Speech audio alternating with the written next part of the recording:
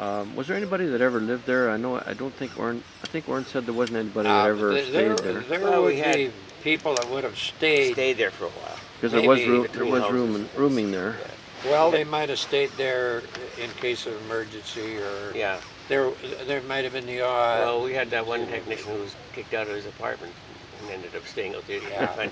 But Actually, living there, I don't Just remember emergency stuff. any. Yeah, it was all emergency stuff. Yeah. Yeah. The only cute thing about that is when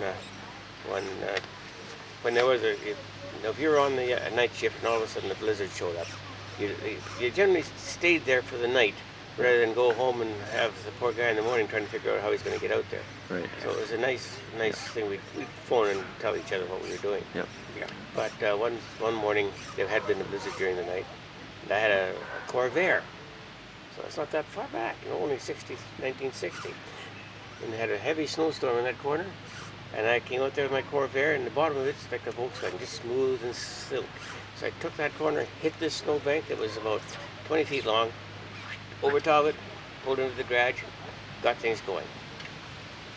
The boss came out, George, came out a little while later, he saw these kind of, looked like car tracks through that snowbank. He went into it with his Ford. He stayed there. He walked to the transmitter. He said, "You came out last night, did you?" And I said, "No." "What?" This morning.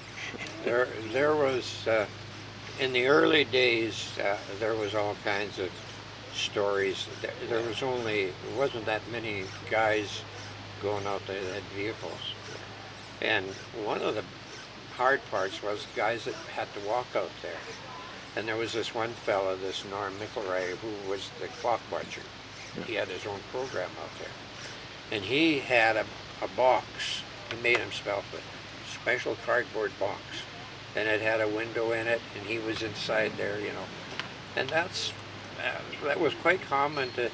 That's how he got out there, to protect himself from the wind. From the cold, eh? We lived where the trailer court is. Yeah. That was my dad. We built that. We called it 3 acres. It was a small holding after the war, and so we'd look out the window there, and we could see Norm going by up there in the early morning with his box over his head. Yeah. Oh yeah, I kind of lucked out as a kid. Wasn't really much that young, but anyway, I'd go out with him sometimes and sit in on his clock watching show. He made me swear to a stack of Bibles that I wouldn't tell anybody I was with him. There was actually, What? there was actually announcers in the building Oh from yes, we had both English and French announcers. 1939 to about 1948, was it? Until 1947. 47? Winnipeg.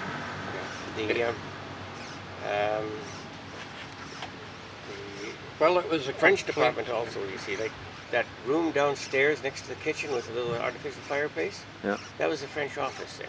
Oh, okay. For the French department. So, like everything, it was bilingual right from the get-go. Yeah, we call that the announcers' lounge. Yeah. And it was you must remember that when they started, it was a complete radio station. Yeah. They You did everything there. Did everything. That little storage area down the basement, down the south wall, that was the record library. That was records. 78s, wall to wall. And they had to do program clearance. Like to start off with, we did program clearance once they got into Regina, they did it all from Regina. So that was one blessing. But outage reports, we had to do it in three different time zones. The reports that went to Regina had to be in Mountain Central, Mountain Daylight Saving Time in the summers. And then we had to have one that we kept ourselves for straight Mountain Time because Watrous was not on Daylight Saving Time. And then we had to send one to Montreal, EHQ, which had to be on Eastern Time. So our report, we had to type out 3 different separate reports with the same stuff, but with these different time zones in them. Yeah. So the CBC actually stopped using the building for actual broadcasting or for actual programming in 1947. 47. Yeah. And then after that, there would have been how many staff in the building for? 7. Be 7 staff in the building during the day. Yeah. So that would be like how many technicians and 4 technicians, no, 5 technicians, counting the supervising technician, the station manager or regional or engineer, and the caretaker. okay. And how long would that number of staff have continued? Was that into the 70s? Well, in let's see, when there were games, something happened in Edmonton. What was that? Yeah. Some games or something in Edmonton that one of the supervisors from Regina got transferred up to look after, and he stayed in Edmonton. So our manager, our engineer here, got transferred down to Regina, and that left till we had no manager here, MS manager or managers series. So that was knocked us down, and then I think that was it. And the caretaker retired. That was Well, I even had a caretaker. I had stewards. yeah. But They, he wasn't. He and, was a part-time job. and then I hired her. Yeah. But actually, other Hannes and I and the caretaker, we would have been the Yeah, last. when they got into this, it came down to it kind of gradually changed down as they got into equipment. it really came down to 3, and then there was just and then there was myself and the caretaker, and then there was myself. Yeah. And of course, they were getting the remote control operation was getting better and more reliable. And things were going along pretty good. The Continental was running good then, and they got they had the, then they were getting the They had the 10 kilowatt Continental for backup. yeah. Yeah, I know you wrote in. I think it was you that wrote in the guest book there in 1983. End of an era. Yeah. That's Yeah. That was the last full-time staff there. yeah. After So that- now we got the monitor. It's only one Yeah. staff here, and the maintenance supposedly looked after all of Saskatoon. Yeah. And all with all the automation, they don't require anybody on site for a long time now. You know what? Like when even at the port in the 70s, there the international rules required 50,000 watt transmitters to have an engineer on available all the time. Yeah. But that didn't last very much. No. The efficiency and the reliability of the stuff is a lot better. Yeah. You know, I would never like to see anything try to automate that old Continental or the old RCA. I think that would have been next one. No, that would have been tough with the temperature and water. Yeah, and there were manual stuff controls like that had to operate during the day sometimes Yeah. under certain circumstances. Even if it was nothing else to clean the fuzz off the air conditioner intake. Well, yeah, there was always something. It was. So they shut down the RCA transmitter in 1974, I think it was, and then it was run on the Continental transmitter until they moved over into the new building, I guess, with the Nautel. Or was the No, Nautel? the Nautel went into the old building as well. Oh, the Nautel was going in the old The building. Nautel, I actually kind of really replaced where the old RCA used to sit. Okay. And so when did they start that one in operation? Was it 83 or something? I can't remember. Nautel. Trying to remember the. Yeah, you see, that's almost. Was it for a long time before they actually moved to the new building? They first moved it in, remember, and they had a problem. Yeah. You see, that was actually the Nautel. We didn't really have much to do with the Nautel. No. The last I'd had much to do with it is when they moved the second Continental out of here and moved it to Saskatoon. That went to And the then French. it was after that the Nautel came in. Yeah.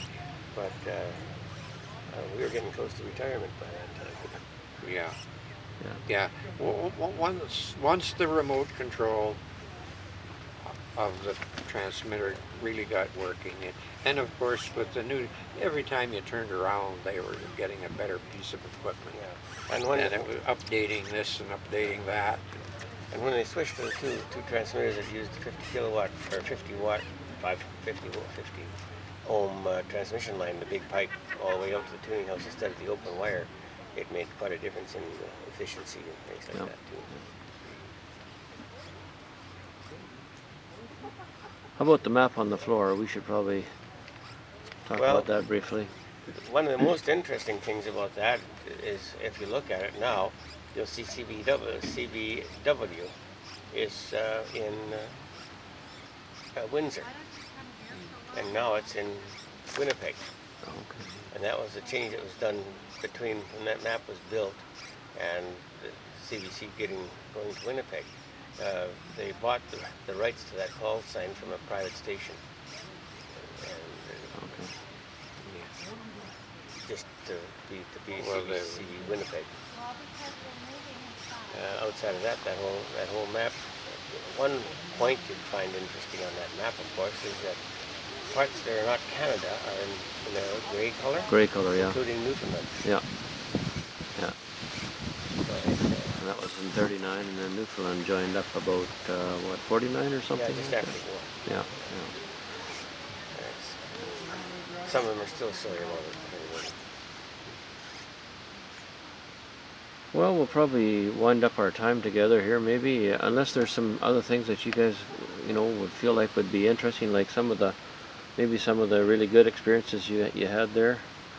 Oh, we've had good staff meetings, good staff parties, various homes. It didn't take much to get a staff party going. Yeah. Somebody's birthday or Yeah. whatever. Yeah. Yeah. Or a christening. Well, Something. it was great at Christmas time, Yeah. of course. That was always Yeah, good. And And having the staff housing, it had interesting things like about the staff housing. Is that there's the two duplexes. There were three originally, then we sold the one, and then there's the other two, and then the manager's house. Well, those two duplexes, they only had one furnace. Each duplex had one furnace. So Right. one guy had a furnace and a coal bin in his basement. The other guy had a basement, Oh, and the houses were rug rated, depending on your position. So if you were a 1B trainee, you got the smaller house, like the older house, is with the smaller house with the basement and the coal and the furnace. When one guy would move and you'd get up one step, you'd go into the next house with no coal bin in the basement. The next step up, you'd go over to the next house over a little bit bigger yard, but you'd have the furnace and the coal bin in the basement again. Then when you got to be the coordinating supervisor, you would go to the next house, which had the big corner yard there and a lot more lawn to mow, and no furnace initially. But I also, at that time, when you got that house, when you first start with the CBC, it was mandatory to live in a staff residence if there was one available. It's part of the job description. I think they'd have a heck of a time keeping that going nowadays. But anyway, it's part of the job description. And you got water, you got heat, and the power. We had to pay the power. Or did we get the power too? I can't remember. Free. yeah, I think we had to pay the power. I know the CBC always paid the heat, Yeah. and you were Heat, but heat and water. They paid the heat and water. That's right, because there was only Yeah. 1 meter for the whole works. yeah. So they paid and, the heat and water was part of your rent, which was $45 a month out of your check. So they made sure they had theirs first. yeah. But when I think what rent is nowadays in comparison, I can still remember us talking that I think the rent finally got up to $60 a month. yeah. Well, or that's when they something. changed the furnaces. And they said, "Gee, was it for $60 a month? I might as well buy a house." Yeah. And nowadays, I think $600 Not very much. It isn't a lot of rent today. Not very so. much nowadays. We lived in a good era. Yeah. It was good, and they were the best houses in town. Yeah, there were some of the few areas that had full water sewer service. And copper pipe, and which wasn't even, it was unheard of. Well, I wish I In hadn't those heard of days. it. In that corner house, the super coordinating technician's house, or Right. super tech they used to call them. We were sitting down to the kitchen table one morning for breakfast, and a drop of water went plop in the middle of the table. I looked up. Remember what the room was right above us. The toilet trap sprung a leak right above the kitchen table. Yeah. So we had to get Baker, I think. Not Baker. Who was the plumber in town? Well, maybe Cochran, Mr. Cochran. I don't It was, it could have been Cochran. Anyway, had to get him in and take that whole piece of Bit copper of lead. out. Bit of lead then maybe. No, it too. was copper, and they'd been using a very corrosive cleaner in it over the years. Okay, yeah, that'll do it. And it had to get replaced. But repatched. really, the heating systems, even those early heating systems where you had coal, Yeah. you know, the houses were easy to heat. Yeah. They were good homes. The hardest part about them was the humidity, was the hot water heating. Yeah. So the one that had the coal in the basement, did he have to shovel it into the furnace too? Was that No, there was a door between the two, and Oh, you were okay. supposed to alternate? work out a contract between the two. Okay. Sometimes it worked out, sometimes it didn't. Sometimes you talked to each other when you went to work, and sometimes you didn't. And there was a time when I was a little bit, wondered about this deal, because we had a situation where I was living and I didn't have a furnace. I was on the other side of and the house, the duplex next to me, was nobody living in it one winter. So it was up to me. We used to change, I'll look after the furnace for a while, and then you look after we would trade. But there was nobody next door, and it was me that did the furnace work For both houses. Yeah. and That was nice of you, Orin. and I didn't get a discount in rent or anything, I don't believe. But in fact, when we did get renters, we did rent it out. There was a Mountie Yeah. lived, Symington lived Oh, I there. remember that too well. So, but the houses it was only that one time that I think the houses were actually vacant. I was almost tempted that time to invite you to do the one little job that he asked me to do. But, Bill phoned me up on a Boxing Day. Sewer's plugged. yeah. I said, okay, clean it. That's not my job. I'm renting it from you. Well, I didn't feel like arguing with the Mountie at the time, Yeah. So, Well, I they went had- down there, and it was a cloth diaper, and tried to get flashed down the sink, and it was in the main drain down there. I had to reach my hand in the drain and pull this cloth diaper out. Thanks, Bill. Yeah, they were all on one sewer system. Yeah. Okay. In those days, you couldn't put raw sewage into the Water's sewer. You had to have a septic tank. You had to have a tank. You had to have a septic tank. Yeah. But they were good. They were good homes. They were the best. Yeah, they were very good, well constructed. What year did you finish living in one of those and build your own, or buy your own there, Lauren? Oh. He bought the manager's house. Yeah. They were all sold by then, and that took over a year to get them sold, because there was a discussion between our provincial the land titles office and the CBC, because CBC's head office is in Ontario, Right. and the land titles in Ontario work one way, and the land and titles in Regina, in Waterford, and Saskatchewan work different. So Saskatchewan said, we want to get subdivided, each one of those duplex, or each one of those sections of the duplex on its own property. And so our lawyer here in town, Ken Gordon at the time, said, okay, but we need the title. Ottawa would not give up the title until they had the new titles. Saskatchewan would not issue new titles until they had the old one. And that we fought over that for over a year. Huh. And Ottawa was blaming Ken Gordon for not pushing the fact. What do you do? Oh, this is the law here. Well, not can't be the law. Ontario it just does it this way. Yeah. And then finally they caved in and sent the new title. And it just took a matter of a few weeks after that, and it was all done. I think I moved out of there about 25 years ago. Mm-hmm. Sold it. Bought places that we have now. Yeah. Oh, so you bought the CBK place? Oh yeah. Oh, you did? Manitou, that- the single one. That Yeah. that was really funny. Wayne, there had been a fella come from the east, and he had been selling government houses up north, I think, Yeah.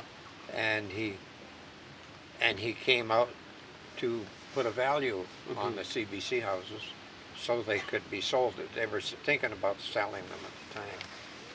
And Wayne phoned me one day and he said, "Are you interested in buying?"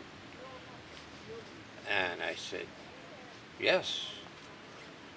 And Arlene and I were sitting there in Chesterfield, and I said to Wayne, "Okay," I said, "What's the price? Give me a price." So I said to Arlene, "Well," I said, "I wonder how long this is going to take." And I don't think it was very long after Wayne phoned me back, and they had just decided on a price, and I said yes, and that was it. Yeah. There was no, and of course it was very reasonable. Yeah. I can't even remember what the Yeah, price I was expecting him But to it come was- up with a city price type of thing, but he didn't. He was quite practical. No, but I mean, it wasn't it was a strange figure. It wasn't like a bunch of zeros or something, It was kind of in dollars and cents Oh, yeah. type of price. Huh. You know, like if you buy a house today, you're going to pay 300,000 or Yeah. 250 or something. He worked a depreciation figure in it for the furnace and things like Right, that, so right. it ended up based on Yeah. length of its age and Well, he came. We talked with him for quite a while, and when he put in all those factors, the age, the depreciation, and what should be done in that, the house wasn't worth anything. Yeah. I mean, when you came to that figure, so they had to base it on what the price of houses were In town. in Waters. Yeah.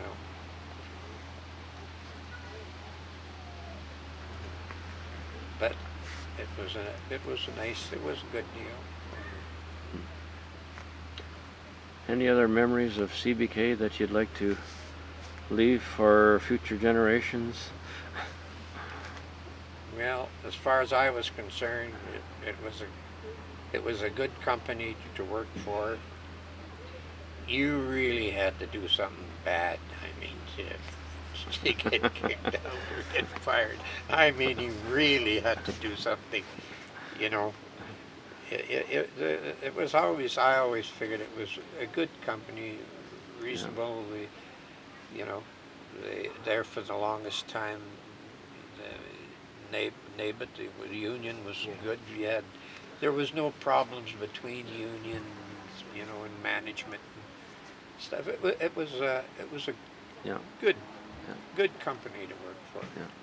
well, I think it accumulates in even the friendship between the unions. We had an interesting situation here because all the maintenance guys brought in the transmitter part of it were part of NABIT, and most of them were 2Bs or in that neighborhood they called it. And then there was one Artec guy, and that was the caretaker, Stan Stacy. And he would be scrubbing floors and mowing lawns and working like that. And he'd come back in sweating blood, saying, "And you guys are just sitting here." And we say, "Hey, we get paid for what we know, not what we do." I think that's kind of. We had one situation where there was a chance that we were going to go on strike. I guess we did go on strike. Yeah, you went to for work 2 or 3 days. But the interesting part about this was just to show you the relationship.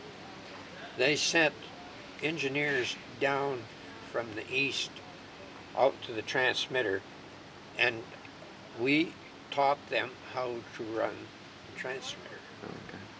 in case we went on strike, you see. Yeah. So, and of course, there was only one fella came down one time and thought maybe things were not as what they seemed to be. And he came out to the transmitter with his lunch, put it in the fridge, and Mr. I forget, you remember his name, but anyway, he was from Montreal, and he was just about ready to retire. And anyway, we were talking and showing him around and one thing and another. And it came time for supper. And when he went to the fridge, his supper was gone. And of course, right off the bat, he figured, I got a problem with these guys.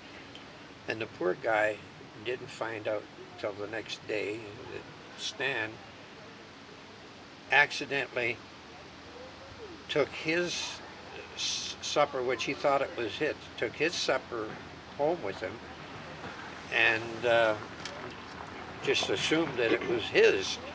And then, of course, when he came out today, he apologized. I said, I'm sorry, I didn't mean to take your supper. So, you know, then everything was good. Everything was ironed over, and it was. But we actually were teaching them how to operate the transmitter. run the transmitter. And we went through it in great detail. Yeah. Oh yeah, Especially for the guy from. they were the best operators that the CBK ever had. Yeah. We had one supervisor from Regina come up here. Ken. Ken, yeah. We had him come up here, and we went through everything in exquisite detail. You know, dotting the I's and crossing the T's. And he came up there, and he said, "Okay, do you want to start now?" No. He said, "My head's spinning." Yeah, we would run them through the routine, and then we would say at breakfast time, that's 5, we'd be out start at 5 o'clock. And it was Ken Lamb, Yeah. and we said, okay, Ken, start her up. We're sitting breakfast. And Ken took off and went upstairs. He ran around upstairs and he came back, and I can still remember this. He says, where's the basement? Because you have to go to the basement first to get the water stuff. Poor Ken, he was so mixed up, you know. Yeah. But everything turned out good. Yeah. We had a good relationship with. And we went on work to rule one time, which means coffee breaks had to be scheduled. That was horrible, because we used to have coffee together, and scheduling, one guy had to sit at the console while the other guy was having coffee and another guy out doing something else. It was terrible.